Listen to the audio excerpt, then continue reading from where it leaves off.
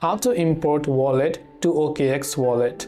Now, if you want to import your wallet to OKX Wallet, it's actually quite very simple to do so. So if you open up OKX and currently you are logged into your exchange account, but you want to log in and import your wallet. So first of all, from the top, you can see two options, exchange or wallet. We want to switch to the wallet tab, which will take us to the Web3 wallet. So once we are here, if you have not yet created your OKX wallet, you can tap on create wallet and you can create a seed phrase and create it. But if you already have one, tap on I already have one.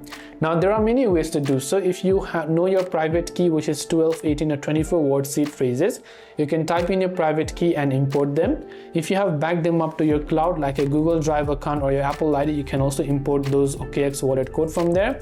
If it's in a hardware wallet or keyless wallet restoration, you can enter that. But if you do remember your private key, you can enter your private key here and tap the confirm button to confirm and import your wallet.